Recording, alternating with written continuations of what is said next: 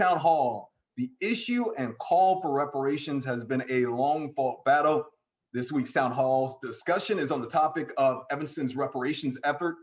Evanston is the first city to take action of this kind in the country, and many cities across the country are watching what's happening in Evanston and could follow their lead. I would like to remind everyone that these discussions are intended to be less Q&A and more conversational between people of different voices, backgrounds, experiences. Everyone is encouraged to speak up, jump in when you want to.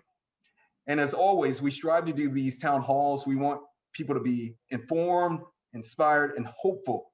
Let's meet our guests. Reverend Dr. Michael Neighbors is a senior pastor of the historic Second Baptist Church in Evanston. I used to go there when I was a college student at Northwestern. He's the president of the Evanston North Shore branch of the NAASCP. Next up is Dino Robinson. He's the founder and current executive director of the Shorefront Legacy Center. Shorefront collects, preserves, and educates people about Black history on Chicago's North Shore. Robin Rue Simmons, the founder and executive director of First Repair, a new nonprofit organization that advocates for local reparations nationally. She was born and raised in the segregated Fifth Ward of Evanston and represented her community as the former Fifth Ward alderman. And finally, Alderman Peter Braithwaite. He grew up in Evanston's Second Ward, has served as alderman since 2011. Thank you so much for joining us. We're looking forward to this discussion. First, I know a lot of people have been talking about reparations. Former Alderman Rue Simmons, what is reparations and how is the reparations program going to work in Evanston? Well, I'll speak specific to Evanston. Evanston reparations is a policy initiative that has been passed to bring reparative justice to egregious acts against the Black community that have injured us and stripped away wealth and opportunity in a way that we can measure it. And in Evanston, we passed that initiative in 2019, and we're moving forward with developing remedy proposals over time to bring repair in an actionable and measurable, tangible way. So how did you all decide on housing for the first part of the program? Housing was determined really by a community process. In 2019, we had a series of meetings, and we had particular meetings that asked the stakeholder community, what forms of reparations would you like to prioritize? And the recommendations were all across the board. Many recommendations weren't within our purview. Some included Northwestern giving free tuition, others included commitments from our healthcare systems, but largely we had recommendations that were in the housing space. Reparative justice to the Black community looked like housing grants, tax abatement, other sorts of access to home ownership, and the list went on and on. So within our purview, we looked at not only what we could do, but our case for reparations, which was largely developed by Dino Robinson at Shorefront. And we took that consensus of information from our stakeholder community and began as a committee to work on our first remedy proposal, which was passed with an 8-1 vote on March 22nd. Dino, can you talk a little bit about your involvement? Sure. When these, what Robin stated about the community gatherings to determine what harms need to be addressed, more and more city officials and community members started coming to Shorefront, asking questions about, well, what happened in the past? And over time, we figured that a report, us generating a report that has all these things outlined for community consumption so that we're all on the same page, we're all understanding the negative aspects of policies and procedures that had happened in Evanston are well laid out and defended. So what we found in our archives and our records were events and issues dating back as early as 1900 that dealt with racial discrimination, dealt with housing, not enough access to public facilities and spaces, housing, policing, education, all that's in there. So we wanted to put all of these different reports, articles, books, studies, all into one document with resources so that people have a very good picture and idea of what happened in Evanston that helped lead to developing policies for local reparations. And those eligible for reparations in Evanston had to have lived in the city for a certain period of time. Could you describe what that time period was like?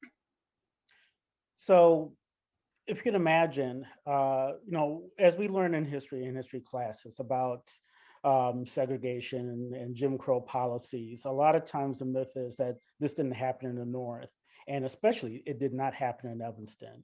And with this report, we were able to illustrate that Evanston did adopt Jim Crow-like policies, but not as an official policy, but as a way of life, and enforced it because of the people who are in power, those who are in city council, those who are able to enact policies and gatekeep for the most part, uh, kind of resembled Jim Crow without actually having to write any policies to do that. So with our archives, we've interviewed dozens of people over the last 20 years and asked about their life growing up in Evanston, and every single one of them always talked about aspects of Jim Crowism. It was suggested that we don't go downtown Evanston. We only have one beach to go to. We were relegated into one area of Evanston, and most of us went to one segregated school.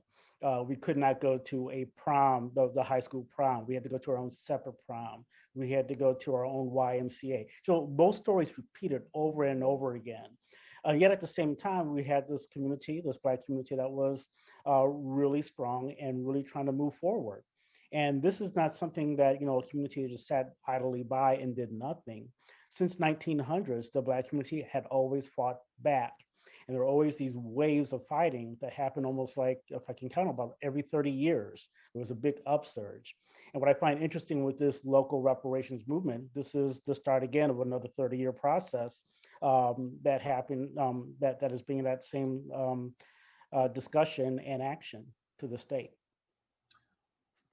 Alderman Braithwaite, I want to bring you in, and Reverend Neighbors. What does it say about Evanston for such a policy to pass? Evanston is not a majority Black city, and to have this community support reparations, what does that say?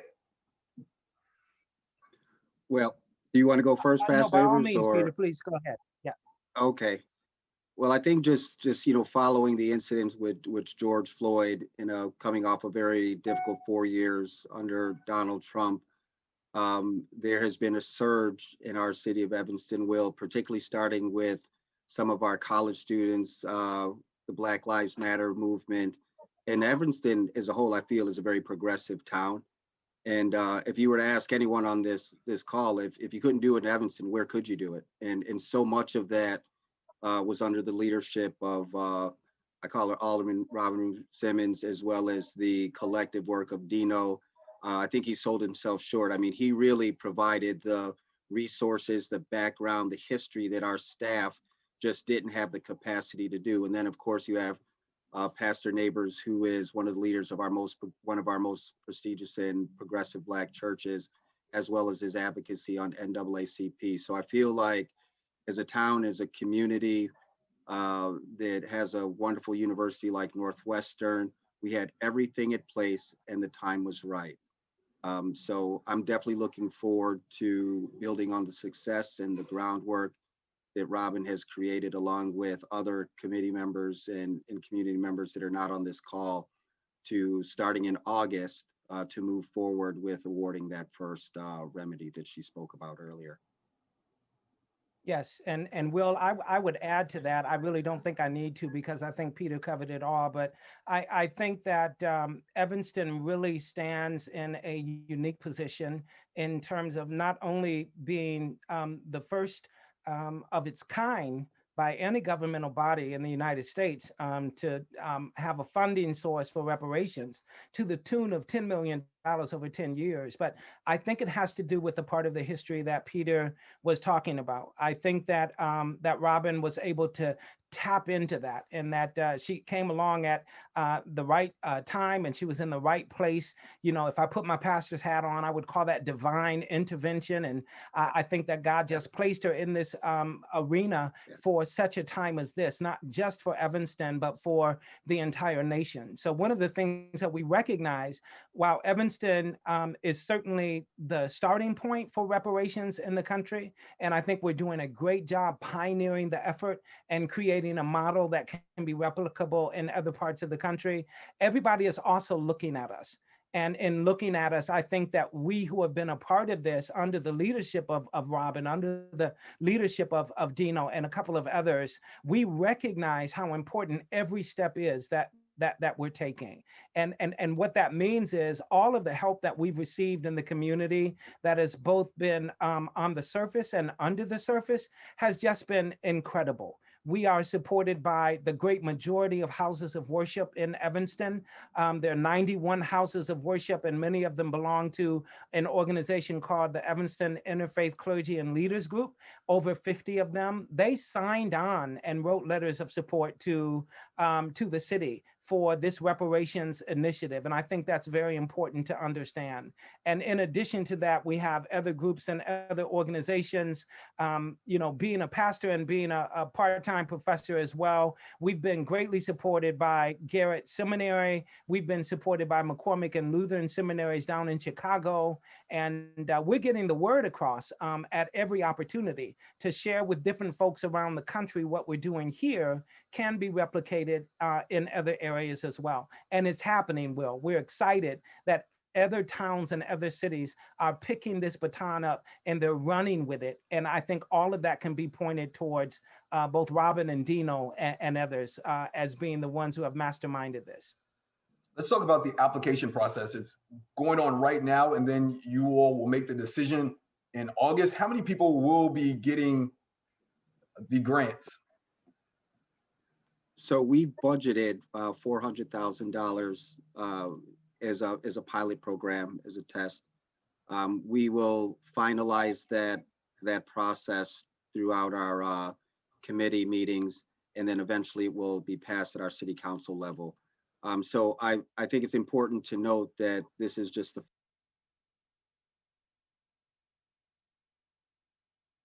ton of money, well, not a ton of money, but additional dollars that will be allocated through the community effort.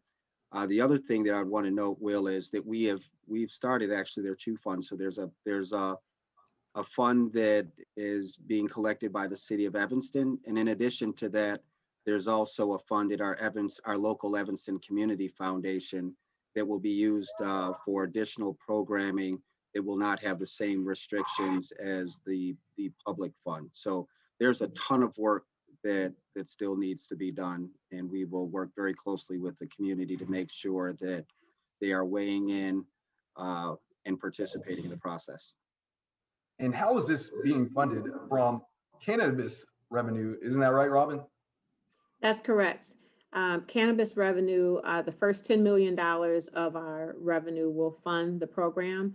It was appropriate that that was a funding model because we saw extreme over-policing. 71% of our marijuana arrests in our city were in the Black community, while we're less than 17% of the population. So while it is a exciting new industry, it is appropriate that that new revenue goes to the community that was injured. So once people are awarded the $25,000, they have to use it for what? Once awarded, they will use it to build housing equity or wealth in housing.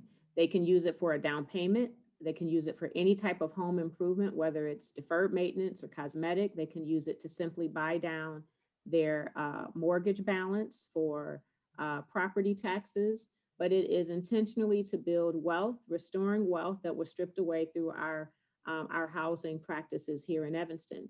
One thing that we don't talk about much is the value add to this program. We will present a resource guide that has a list of Black residential contractors and Black realtors and loan officers and Black banks. We don't have any in Evanston, but there are some that we will refer. So there will be not only $25,000 direct benefit and wealth built through housing ownership, but also $25,000 of business revenue to Black businesses who are more likely to employ Black and contract Black and live in Black neighborhoods. And so there's some value add that is not been discussed much, and one that we're really excited to share with the community once the application opens up. So when does the application open up for the housing grants? I think that's going to be determined by the progress that we make on our committee. So over the summer, our staff, along with feedback of Robin, has been putting together all the pieces. And so that first meeting will take place the first week of August. And from that committee, hopefully will pass and then pass through city council that will allow us to move forward. Okay, yeah, I thought the application process was open right now for people to apply. But the goal is to start awarding the money next month. I would say within definitely before the end of this year. Yes. And what has the response been like? I think overall it's been very good. I think with local government, state, national, the need will always outweigh the resources. But what I'm hopeful to say is that with this pilot program that we'll be able to test the waters. I think also for the rest of the nation to see that this is something that can and will work. And as I mentioned earlier, the $10 million I think is just the initial phase. We are currently raising money through our community foundation. And my hope and goal is just with the current climate, we'll grow that fund and hopefully exceed the $10 million to be able to do some really impressive work within our local Black community. And this is open to everyone. How much pressure is it to get it right when this is the first city to go this route and everyone's watching? There are a lot of opinions about what is reparations, what is not reparations. How much pressure are you all under to get this right? Well, let me respond, Will. Being a preacher, I would say this. I would say that from my vantage point, we are not under pressure because we're not looking at it in that way. What we're doing is we're looking at this as a significant and powerful opportunity that has been placed in our lap of all the places in the United States of America, of all of the reparations ideas that have started from the Revolutionary War.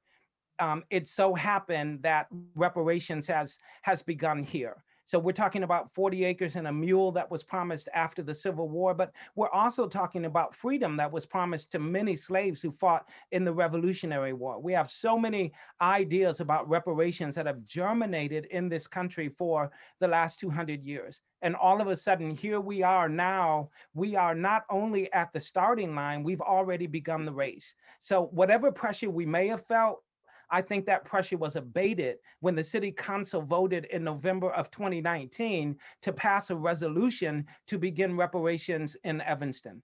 Now, you did mention a little while ago that there is feedback. There are people that are not going to agree with whatever programs we have focused on in terms of starting reparations, because this is a unique phenomena. Everybody has an opinion about reparations. But what Robin has done in a masterful way is she has appealed to all of the major Black reparations programs in the United States, so that we were learning from folks who have been doing reparations for the last 25 and 30 years. And a lot of people don't know that story, but I think it's an important one. So for me, I don't feel any burden. I feel a sort of wonderful delight in being a pioneer and helping to establish something that's going to be replicated all over.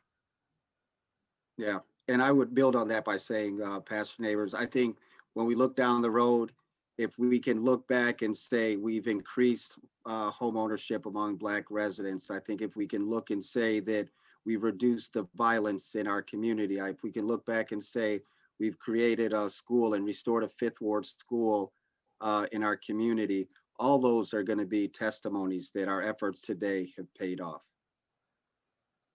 And then what about, I hear some criticism about the amount. $25,000 is not enough, and specifically in regard to housing, where Evanston has some expensive housing stock, and that leaves many people priced out. So $25,000 is really not going to be that helpful to afford property in Evanston.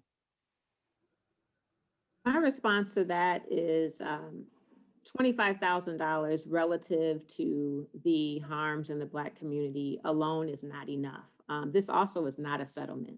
We are 4% into a program.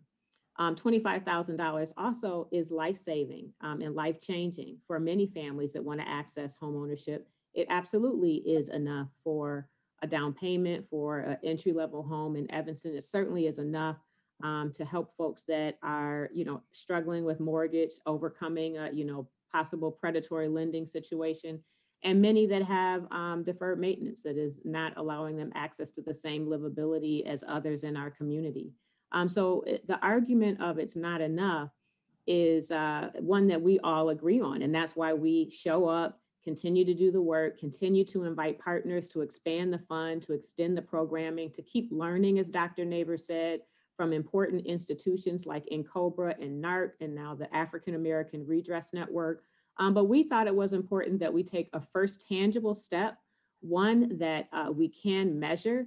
We thought it was important that we move beyond theory into practice and beyond ceremony into something real. And it is imperfect, but it is our first step that I'm really proud of our city for taking. And why not just cash? I hear some criticism about that. Why not write a $25,000 check and allow people to do what they want to do with the money? Well, the first response to that, Will, is to know that reparations work needs to be led and informed by the injured community. And we did that appropriately in 2019. And in 2019, cash benefits was the least of the discussion that we had and feedback that we had from the community. It was largely around housing, opportunity, empowerment, and access. And we took the direction of the community and we based our legislation with that feedback. Our reparations program is going to focus on housing, economic development, and educational initiatives. And we also had to have a remedy directly correlated to the harm, which is right now we're finding in housing and zoning. And so this is our first step. The conversation may change, but right now we've taken the direction of the community. We're excited to see many more members of the community have joined the conversation in recent months, in this year. And they are welcome to continue offering feedback. And we as a committee, a staff, a community will continue to consider those recommendations and continue the program. Were you all constrained at all legally about how to go about doing this program? I listened to an interview, and I'm not sure where I believe you mentioned that you wanted to be able to stand up in court. It's very important. I mean, we fully expected to have a legal challenge from outside of our city. As mentioned from all of my colleagues, we're in a progressive liberal city. We had support here. We knew that it had to pass legal muster, that it had to, withstand any sort of constitutionality challenge. And so therefore we had to have a narrow focus, a specific remedy tailored to a verified harm based on Evanston specific legislation. And this is the policy that we've come up with. It's been embraced beyond our city. It's been embraced by thought leaders, the academic community, the legal community as well. To that point, we have the support of the African American Redress Network, which is a collaboration between Columbia University and Howard University that is already responded to support our city pro bono and our commitment to reparations. And so we expected that. We've also prepared for that with our brilliant legal team at the City of Evanston. Has there been any challenges yet? Yes. None worth mentioning. That's the right answer. Thank you. Yeah. And what is the basis of those challenges?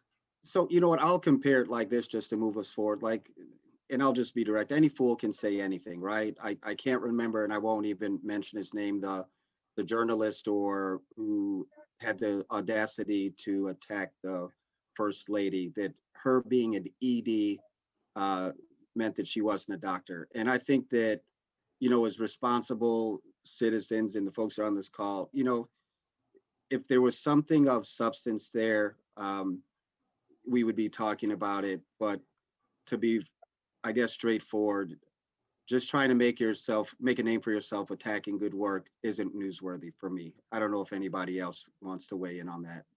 Yeah, thank you, Peter. Will, let me just say this, Will, because I think it's important. What Evanston has managed to achieve, and especially within the last year, has been achieved with the exponential growth and development of white nationalism in our country. So at the very same time, we have racism burgeoning and growing in this nation. We have the very first reparations program that is introduced during that time. So you can well imagine that there are going to be people that are not happy with what we're trying to accomplish in Evanston to repair damage caused by past racism and discrimination.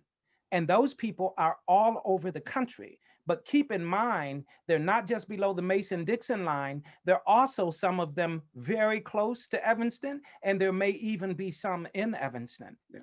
So this idea, as Robin said, we fully expected that there were going to be lawsuits because there are people that simply don't want any kind of progressivism, any kind of focus that's going to create opportunities for success for Black and brown people to emerge with a reparations program.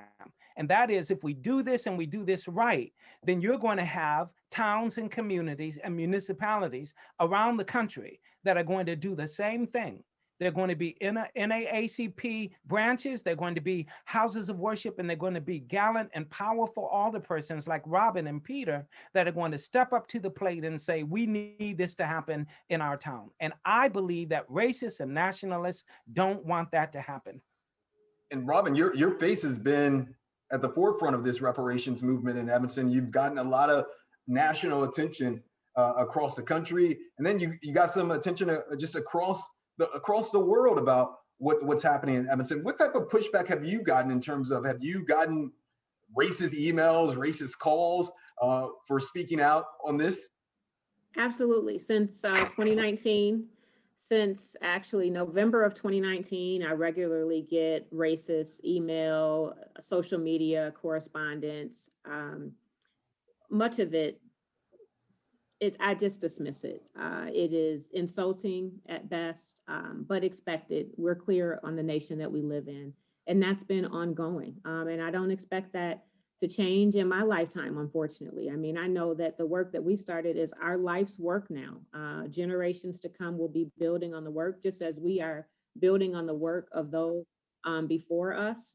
And I've just taken it as part of the movement. And fortunately, it is a really inclusive, supportive community of reparations leaders and advocates.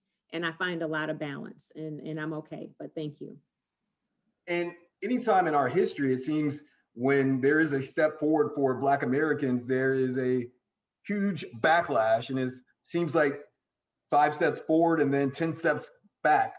Is there any concern that that could be the case within Evanston, that there would be so much pushback, not just within Evanston, but more so outside of Evanston, that could reverse the gains of this program? Brother, listen, I have zero concern for that. And the reason why is I want to be I want to be forward with you, and I want to be forward with your viewers. We ain't going back. Right. Yeah, the idea of steps being taken back for everyone taken forward, that is a model that has happened with those who went before us, but we are not going back. We are not going to be pushed back. We're not going to be threatened back. We're not going to be told to go back. We are towing the line. And in towing the line, I believe that we're towing the line because justice is on our side. And when I mean justice is on our side, I'm talking about the difference between right and wrong. We are trying to redress a century or more of the terrible injustices that have occurred against our people. Maybe if it were any other place, Will, but in Evanston, I will tell you that we have collaborators, we have partners, and we have a network system of Black, Brown, White, Latinx, Asian, LGBTQ, faith and non-faith groups that are supportive of this idea. And there's no way that we're turning back. No way we're going back. Yeah, and I would agree and just simply follow up, our pastor neighbors. We're also receiving many, many calls. I mean, if you Google reparations today, you will see, well, there are multiple cities that are looking to do similar activity on the local level.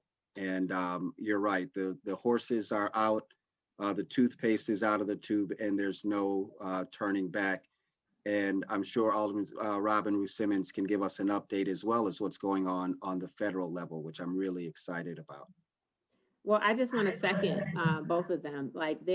We're here now, and everyone is emboldened and fearless. There's no turning back. We have a community that is in solidarity, and we have a nation of foundations and allies and universities, and we're ready for this. There is the will and the heart right now in this nation to make this step towards reparations. We see the momentum impacting our federal legislation, as Alderman Braithwaite mentioned.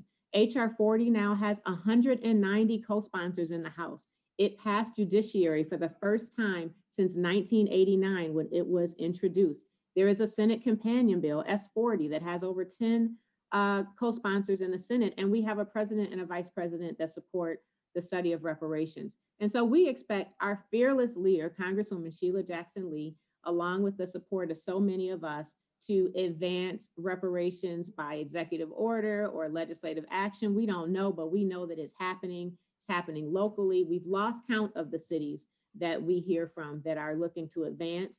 And not only have cities begun to pass resolutions, they begin to fund it, like Evanston. For a while, we were the only one. Now, Amherst, Massachusetts has allocated $200,000, and they have only 4% Black people in their city. Asheville, North Carolina has allocated $2.1 million.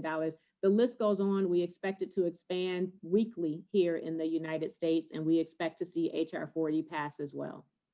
And this is a small, and these steps are very important. If you look back at the civil rights movement of the 50s and 60s, it wasn't one big massive march that changed policies.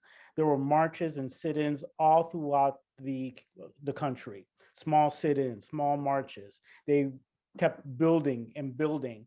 And when you have that critical mass, it forces the federal government to actually do something. If it was just all theory, then everybody's going to sit at the table and talk about theory, talk about terminology, and nothing moves. Movement amongst people and community members that do something on a local level make movement happen. I did a story on Evanston's reparations program for our Juneteenth special, and I interviewed William Darity. He's a economics professor for Duke, and he said that Evanston and any other local city, what they can do will never be reparations. They can't afford the reparations price tag. He says the federal government should foot the bill, and I believe he said that Black Americans should receive $350,000, a total of $14 trillion for Black Americans who are descendants of slaves. What do you say to people on that side who say that local municipalities, they have no place with focusing on reparations because they can't afford it? You know what, I can respect his academic opinion, but unfortunately the collective work that we're doing will outweigh that.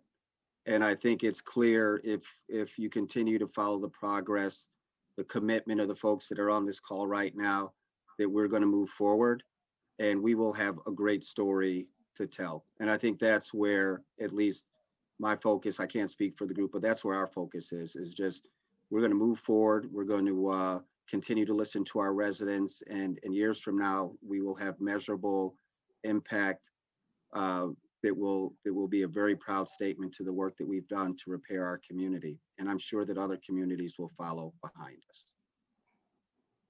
So, No, Will, let me I let want me to say say, this about let me say this about the professor as well. Just a couple of things. Everybody has a right to espouse their own opinion and their perspective, and I'm okay with that.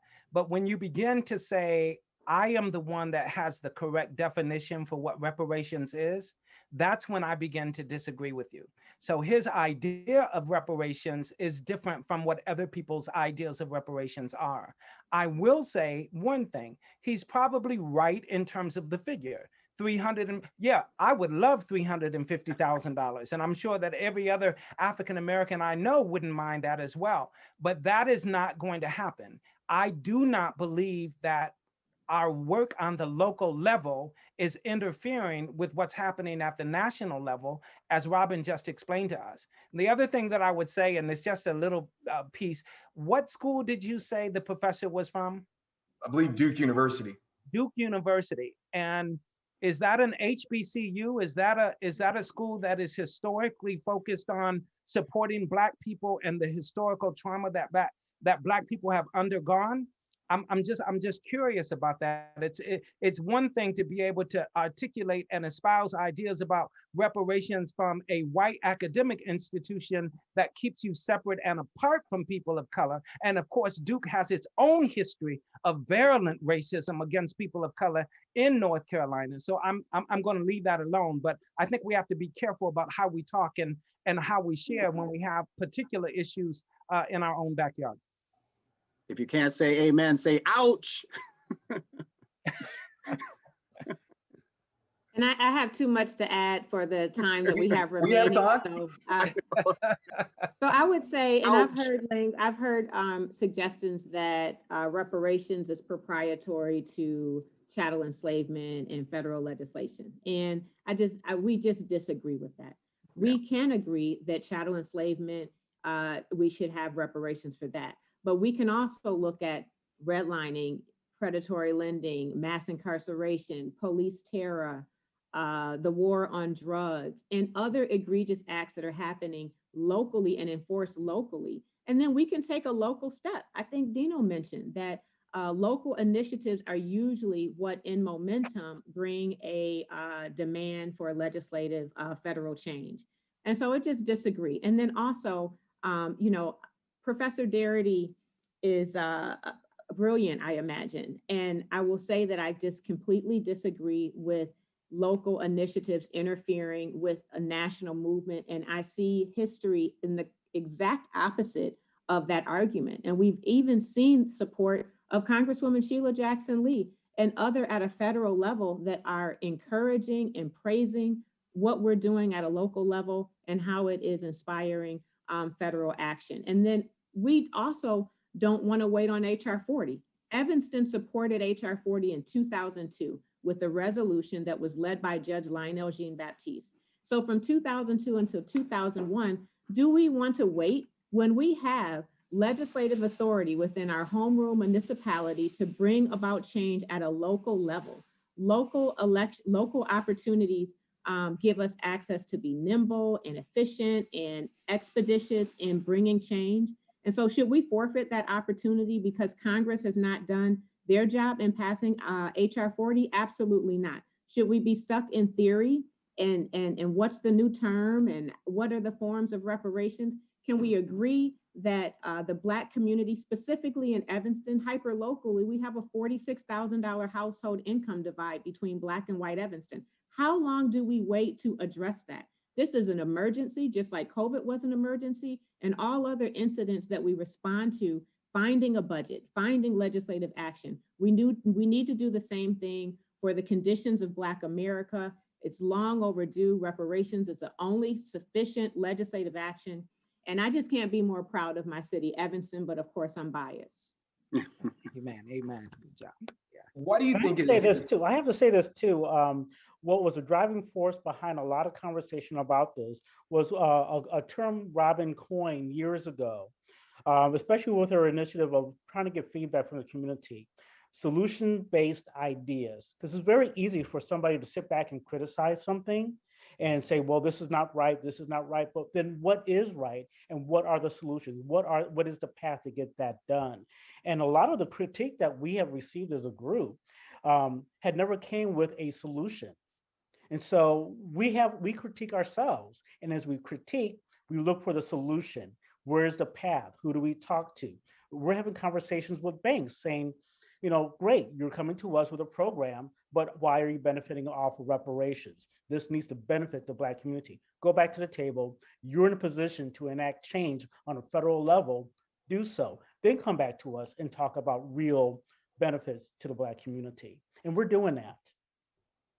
What is it about the timing now that the federal government seems to be moving forward, even though it's a long road ahead and a lot of obstacles facing HR 40, but with a lot of cities, including Evanston, moving forward or attempting to do reparations? What is it about this time in our history that is bringing about that action?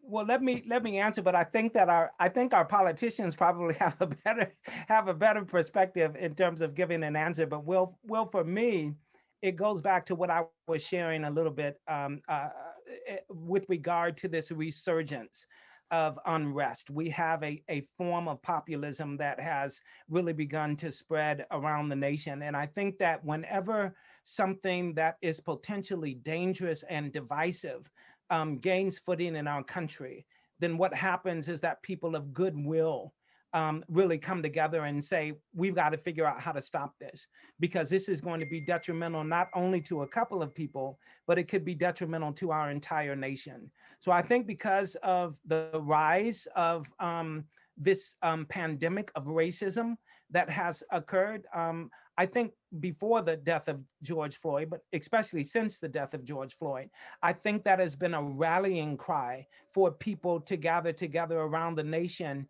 who have hearts of goodwill. They may not have the same agenda, they may not even have the same objectives and the same goals, but they're good people and they want to see our nation progress and move forward. And we're thinking that the only way that can happen is if we begin to address and repair some of the damage that has been done already. Anyone else have anything to add on that, or I can move on? Yeah, I think he summed it up pretty well. Okay, so we're getting some questions via Facebook, and one of those questions said that Evanston is facing a whole host of issues, specifically Black people in Evanston: homelessness, rising rents, high home prices, families being priced out and forced to move away. Why aren't you focusing on those issues, and how does this program, the reparations program, address that? So we are focused on Yeah. those, and it was the combination of what was mentioned that drove me to introduce reparations as a response to the conditions of the exodus of the Black community because of affordability and lack of living wage jobs and so on. And so while we do ordinary public policy, and that's happening with affordable housing initiatives, inclusionary zoning, and workforce development opportunities, entrepreneurship grants, and business development and support, and homelessness prevention, we're doing ordinary public policy to address that.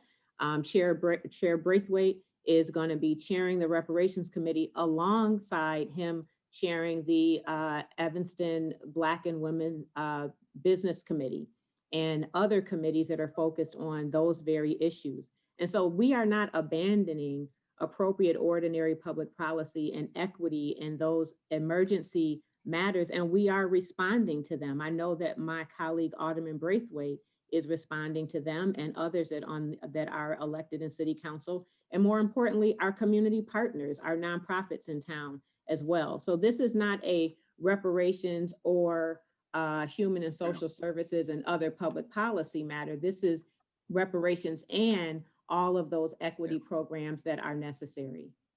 Yeah.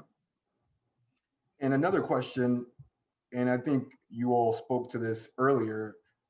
One person is asking or saying that they felt that the voices were ignored, that their intelligence was insulted and left out of this process.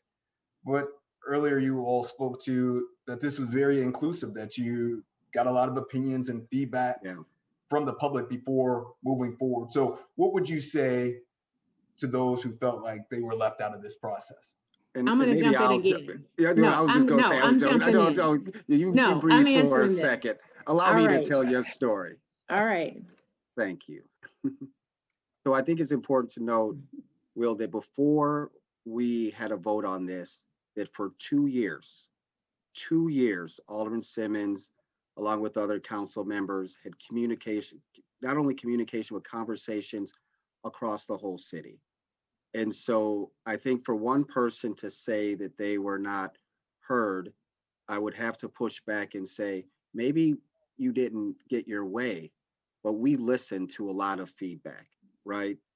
And it is a little bit disheartening when you have individuals, just because they don't get their way, feel that their voices are not being heard. I think Evanston is a very hyper local community where there's a very broad diversity of opinions. And I think through the efforts of Alderman Simmons, Dino, Pastor Neighbors, we will continue to do efforts to involve our local Black community, because we're working on behalf of them. And so in August, you're going to see an expansion of our committee to involve residents, including Alderman Simmons, Dino, and Reverend Neighbors are building out the community fabric so that we can continue to solicit um, additional advice and feedback. I mean, this repair work only is going to be successful if we listen to our community. So I said this in the top of the meeting.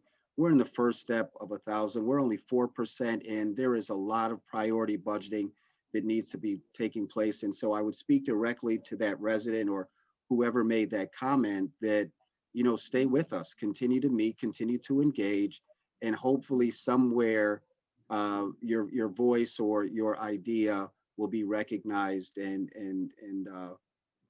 will become a reality as we move forward. All right, now, Ms. Robin, go ahead and let them know how you feel. It's okay. Thank you. You answered. Okay, yeah. Well, let me add to that. And Robin, I think I got this from one of our dear friends, and an example when this kind of question was raised. Will, they gave an example. I think they talked about the Little Rock Nine, but I'm going to mention Ruby Bridges. So Ruby Bridges was a kindergartner in Texas that was selected for so many reasons to be the one to challenge segregation in a local elementary school, a 5-year-old girl, right? So when that happened, there were plenty of people in that community, including Black people, who said, we don't want Ruby Bridges to be there by herself. We don't want this little girl to be the one child that is going to have to suffer, the acrimony of racism because of this breaking down the segregation walls of this particular school. The problem with that argument is, if it hadn't been Ruby Bridges, then it may have been that school would have never been segregated.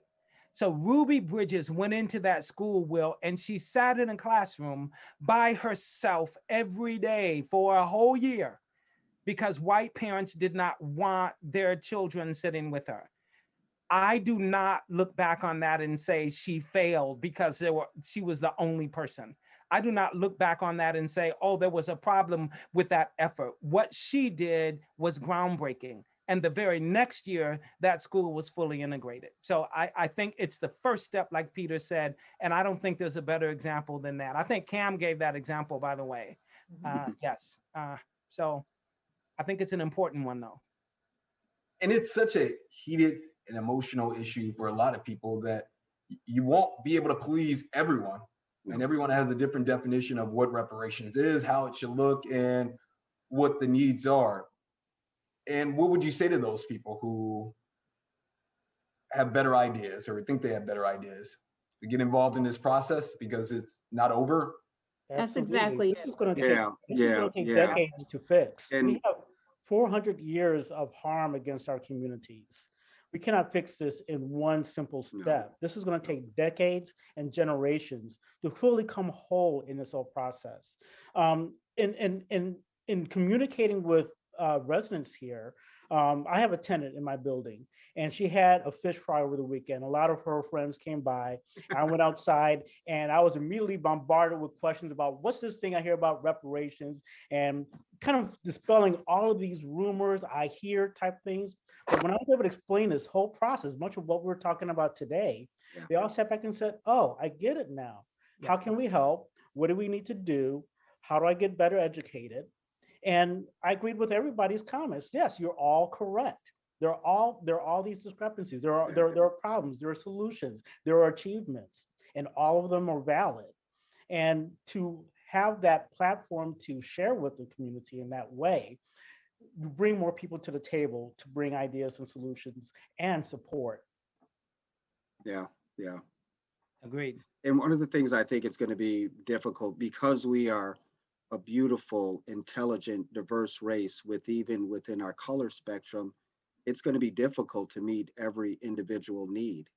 And I think, one of the focuses that I hope to see actualized is, this whole uh, our situation was systemic, right? It was a systemic attack on our community, and it's going to take changing those systems to impact the repair. And so I hope along the journey that as we involve more residents, particularly in our town, that obviously we want to impact each individual, but that when we look back, we were able to create system changes that will that will impact on a greater level. And what do I mean by that? I mean the areas that we're focusing on. Will Alvin Simmons gave a great example of the housing, uh, making sure that we increase Black ownership. I mean, in addition to that, we're working on helping to prop up our Black businesses along with the resources of our city of Evanston. We want to see more entrepreneurs because we fully believe that if we have Black people uh, in business, there's a very strong likelihood that they're going to hire people that look like us. And then the other piece, and Robin mentioned this before, education is key. Years ago, we lost a community school within the heart of the Black community that has had a huge systemic impact. To this day, I mean, the city of Evanston, one of the most racially diverse towns, again, I mentioned with Northwestern in our backyard, close proximity to Chicago, we still bus our Black students to create racial equity, excuse me, not equity, but to balance the numbers of based on race. And I think that that's crazy. So what do I mean by that? On a cold below zero day in December, you will see Black faces standing on corners waiting for a bus to take them outside of their community. And at the same time, I can stand on my block and see our white residents have the ability to walk just blocks with their cup of coffee. So I hope that for uh, our residents, anyone else that's looking at this, I mean, the long-term impact, if we are successful, everyone rises. And that's where I'll stop. Thank you. And before we get to final thoughts, I wanted to ask Robin about your nonprofit, First Repair. Tell me how that came about and what is your goal and how is it going so far? Well, I'm only just starting, and thanks for asking. I will be continuing to advocate for local reparations initiatives nationally on a national level. So not only in my own city, but beyond, there's more interest to learn about best practices and definitely more opportunity to advocate. And it came about just organically in seeing that there was an opportunity to serve in this way. I knew that I wanted to continue building on the work that I was so fortunate to do in my elected role outside of elective office. And I'm fortunate to be able to do so, to do it with collaborators across the nation and here in my city with Dino and Dr. Neighbors and many others. And I'm excited to be able to serve in this way. All right, let's get to final thoughts. And before I just want to say, I have been following what you all have been doing in Evanston, and it's been very inspiring just to see this conversation happening across the country. And I know you all have worked hard, and thank you for making time when I wanted to interview you, Robin, so many times, and always agreeing to say yes. So I really appreciate that. I want to get to final thoughts. So let's start with you, Reverend Neighbors. We'll start with you with final thoughts. Okay. Well, Will, I'm grateful for the opportunity to be able to use this platform as an opportunity to talk about the positives of reparations. As you have mentioned innumerable times here, there are different talk. There's different language that's going on. Different people are saying things that are giving counter messages. And I think that Dino's last story was wonderful about the barbecue and his being able to just share from his perspective, being much closer to reparations, what it's all about. So I hope that this is an opportunity for people to really listen. And I hope that this generates more opportunity for us to go out and to talk to folks about reparations from our perspective. Because I think that there is knowledge and in knowing what this process is all about. And in being able to share that knowledge, it seems to me that's when we can set aside our differences and work together. It's all about building beloved community. Dino, you're up next. Um, I'm very optimistic about this whole initiative that we're working on. So I think while a lot of people in the community are so hyper focused on this initial $10 million, I encourage people to look beyond that. If what we do is successful with this first $10 million, imagine the growth this can have. It may be $20 million, it may be $50 million. With other funding sources, it can just go on in perpetuity. That's what I'm looking for. I want our great grandkids to come back to Evanston and see that there's a pool of money where every Black kid from Evanston Township High School is graduating with a full ride scholarship already paid for, or starting a business with a forgivable loan to start your own business, homes that are owned by Black communities for generations and it can pass on to the generations, educational programming and health. All these things can build on that, but we're starting with something small to see how it works, to see how it can grow, find the pitfalls, and really stay focused on what we can do on a local level. So my hope is to see this one grow with the support of the city of Evanston and our strong support network of organizations and residents. Alderman Braithwaite, Yeah. unmute yourself. Sorry about that. All I can add is just say thank you very much to you and your network for providing this platform for us to have the conversation. I think you said it very best, and Pastor Neighbors with his eloquence. And I hope that we'll have an opportunity to come back at a later date to share what we've done with our first initial step, as well as some things that are in the works. So thank you very much to you and your staff. Before I let you go, one more time, when can people expect to start applying? Is that the next? So we have a website, our cityofelvanston.org, and you can put reparations into the search bar. That will give you all of the wonderful work, the collective work of this group here, plus our city council, as well as real-time information to where and when residents will be able to apply, along with with all the important dates to mark our steps. Robin, I'll let you wrap this up. Sure. Just thank you, Will, for allowing us the space to share.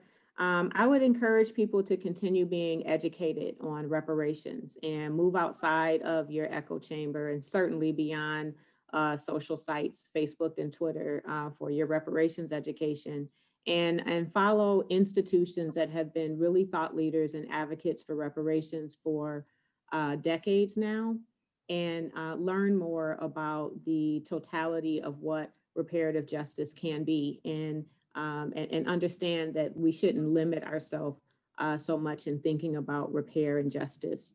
And additionally, follow the information. The facts are at cityofelvanston.org/reparations.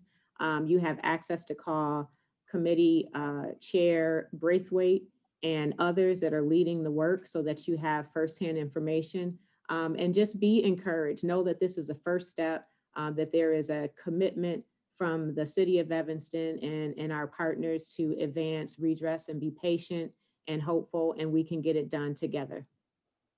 Thank you all so much. This was a very valuable conversation, and I know we can go on for hours, and I know a lot of people have different opinions about what is reparations, but I applaud you all for taking the first step and willing to go out there and open yourself up to criticism to see what can be done. And I really do think that you all as you have proof of that, that you're inspiring other communities to think about reparations. And one great thing out of this is you got the conversation going, and so many more people are talking about reparations. So again, thank you all for your time, and I look forward to watching this process play out as people start applying and people start receiving the money, and to see what they do with the money and the impact. And thank you all for watching us wherever you're watching, on abc7chicago.com, on Facebook, or any other social media site. We really appreciate you taking part in this conversation and joining us for Our Chicago.